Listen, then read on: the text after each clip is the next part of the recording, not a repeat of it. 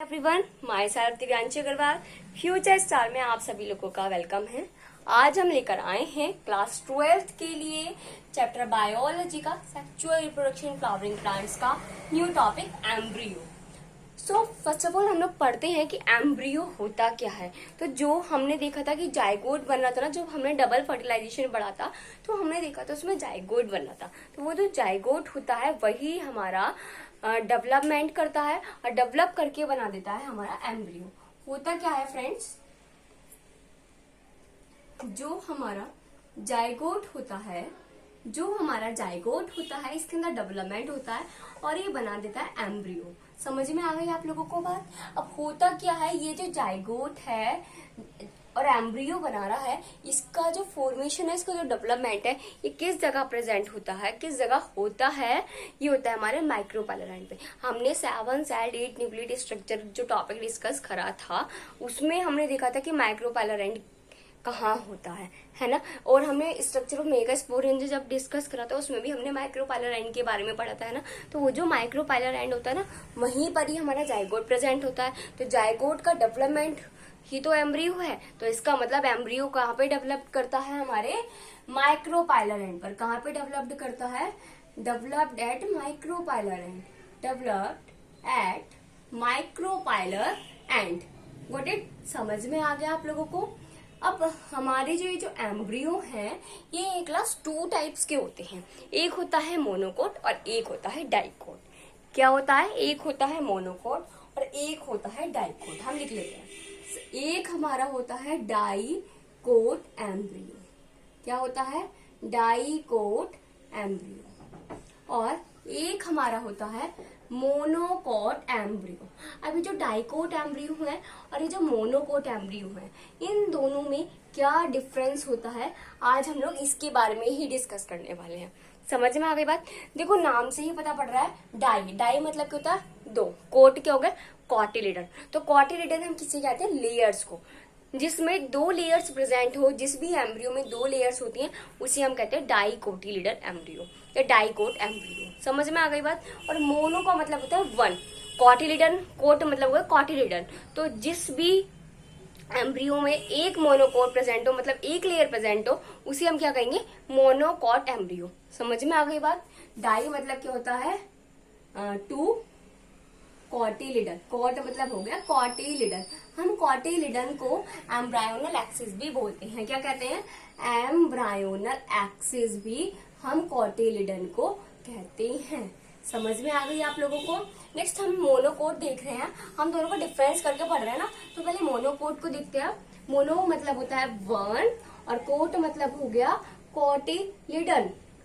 इसका मतलब क्या हो गया भाई, जो हमारे मोनोकोट एम्ब्रियो होता है उसमें 1 एम्ब्रायोनल एक्सिस होता है। समझ में आ गई बात। अब हम आगे बढ़ते हैं, इन दोनों की स्ट्रक्चरल बेसिस पर डिफरेंस देखेंगे। तो पहले मैं इसकी स्ट्रक्चर ड्रॉ कर रही हूँ, फिर आपको अच्छे से समझ में आ जाएगा कि मोनोकोट क्या होता है और डाइकोट क्या होता है। ओके फ्रेंड्स, हाँ जी, मैं स्ट्रक्चर ड्रॉ कर रही हूँ भाई। हाँ जी, ये हो गई हमारी स्ट्रक्चर। कुछ इस तरीके से जा रही है भैया, ठीक है। और एक सेकंड, ये हमारी, इसकी मैं स्ट्रक्चर ड्रॉ कर रही हूँ। ध्यान से देखना कि मैं कैसे बना रही हूँ ना, ताकि आप लोगों को बाद में बनाने में प्रॉब्लम ना आए, ठीक है।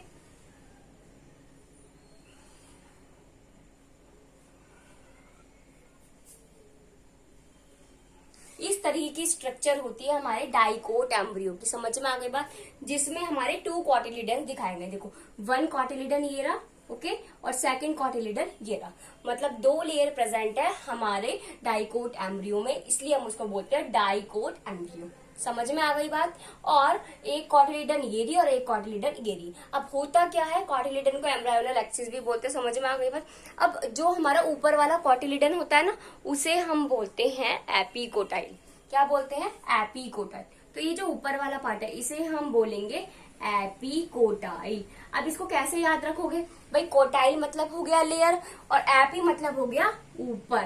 क्या हो गया, ऊपर, तो जो ऊपर वाली लेयर होती है उसे हम कहते हैं एपिकोटाइल। अब जो एपिकोटाइल है उस जगह क्या प्रेजेंट होता है, हम आपने देखा होगा जो हमारा कोई भी प्लांट है उसमें ऊपर प्रेजेंट होती है स्टेम और उसके नीचे प्रेजेंट होती है रूट। ठीक है, तो स्टेम को हम कहते हैं डाइकोट और मोनोकोट एम्ब्रियो की भाषा में प्लूम्यूल। क्या कहते हैं, प्लीम्यूल, प्लूम्यूल। हाँ जी, तो जो एपिकोटाइल है, जो ऊपर वाली लेयर है, वहां पर क्या प्रेजेंट होता है, हमारा प्लूम्यूल प्रेजेंट होता है। क्या प्रेजेंट होता है, प्लूम्यूल। अब प्लूम्यूल का मतलब है शू स्टेम। ठीक है, मैं स्टेम लिख रही हूँ क्योंकि शूट भी थोड़ा कॉम्प्लेक्स हो जाएगा आपके लिए, वैसे इतना भी नहीं है। और जो हमारी कॉटिलिडन है उसकी जो नीचे वाली लेयर है, जो नीचे वाला पार्ट है, उसको हम बोलते हैं हाइपोकोटाइल। हाइपो मतलब होता है नीचे, कोटाइल मतलब कॉटिलिडन। तो जो नीचे वाली कोटाइल होती है, नीचे वाली जो कॉटिलिडन होती है, उसे हम कहते हैं हाइपोकोटाइल। क्या कहते हैं, हाइपोकोटाइल, हाइपोकोटाइल। समझ में आ गई बात। तो नीचे वाली हाइपो मतलब क्या होता है, नीचे। समझ में आ गई बात भाई। अब जो हाइपोकोटाइल उस जगह क्या प्रेजेंट होती है, नीचे हमारे स्टेम, जो हमारा प्लांट होता है बेसिकली, उसमें नीचे क्या प्रेजेंट होती है भाई, हमारे रूट प्रेजेंट होती है। रूट को हम क्या बोलते हैं इसकी लैंग्वेज में, रेडिकल। क्या बोलते हैं, रेडिकल। तो हाइपोकोटाइल वाले लेयर में प्रेजेंट होती है हमारी रेडिकल। ओके, समझ में आ रहा है सभी को। नेक्स्ट मैं दोबारा लिख देती हूँ ताकि आपको कंफ्यूजन ना हो।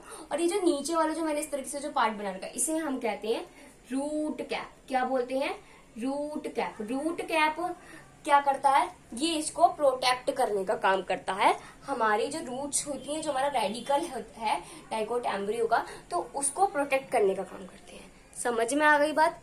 अब हम पढ़ते हैं मोनोकोट एम्ब्रियो के स्ट्रक्चर में। मोनोकोट एम्ब्रियो की स्ट्रक्चर कैसी दिखती है भाई, थोड़ी सी इसकी कॉम्प्लेक्स है। वही ना, एक अकेला है ना, जैसे अगर किसी भी फादर के, मदर के, किसी भी पेरेंट्स का एक ही बेटा है तो उसकी एक अलग ही फॉर्म होगी, क्योंकि उसे पता है मैं तो अकेला हूँ और मुझे अगर कुछ भी चाहिए तो ये लोग दिला के रहेंगे, चाहे कुछ भी हो जाए, है ना। तो इसी तरीके से इसकी एक अलग ही वैल्यू होती है ना, अलग ही फॉर्म बना के चलता है। ऐसे ही हमारी ये स्ट्रक्चर है, कुछ ज्यादा ही कॉम्प्लेक्स टाइप की स्ट्रक्चर है, लेकिन हम इसे कॉम्प्लेक्स को देख के डरेंगे नहीं कि भाई ये कॉम्प्लेक्स है तो वो डरेगा, है ना। कुछ इस टाइप की स्ट्रक्चर होती है। ठीक है, इसके अंदर का पार्ट भी मैं बना देती हूँ भाई, और यहां से घूम के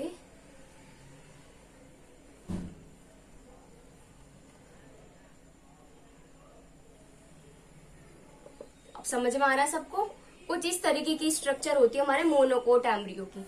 इसने अब ये स्ट्रक्चर डाइकोट से क्यों इतना कॉम्प्लेक्स है, क्योंकि इसे पता है भाई मैं अपने पेरेंट्स का एक अकेला बेटा हूँ, तो मुझे वो जो दिलाना चाहेंगे वो मैं लूंगा, और अब मुझे तो बहुत अच्छे से बन सवर के भी रहना चाहिए, है ना। इसलिए इसकी स्ट्रक्चर थोड़ी कॉम्प्लेक्स है, ठीक है, इसकी थोड़ी सी सिंपल है। चलो अब अपने कॉन्सेप्ट पर आते हैं। जो हमारा मोनोकोट एम्ब्रियो होता है ना, इसके ऊपर की साइड एक लेयर प्रेजेंट होती है, एक पार्ट प्रेजेंट होता है जिसे हम बोलते हैं स्कूटलम। क्या कहते हैं, स्कूटलम।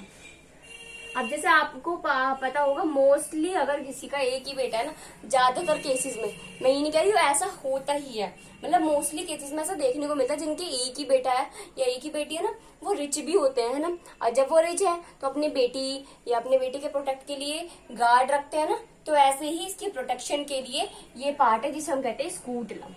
ये मान के चलो ये मोनोकोट एम्ब्रियो का गार्ड है। समझ में आ गई बात कि कौन है ये मोनोकोट एम्ब्रियो का गार्ड। अगर बात हो जाए कि भी मोनोकोट एम्ब्रियो का गार्ड कौन है, स्कूटलम, क्वेश्चन ऐसे नहीं आएगा गार्ड कौन है, ये इसको प्रोटेक्ट करने का काम करता है स्कूटलम।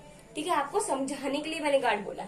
अब जैसे हमने डाइकोट एम्ब्रियो में पढ़ा था, जो हमारी ऊपर वाली स्ट्रक्चर होती है, जो ऊपर वाली लेयर है, उसको हम बोलते हैं एपिकोटाइल। क्या बोलते हैं, एपिकोटाइल।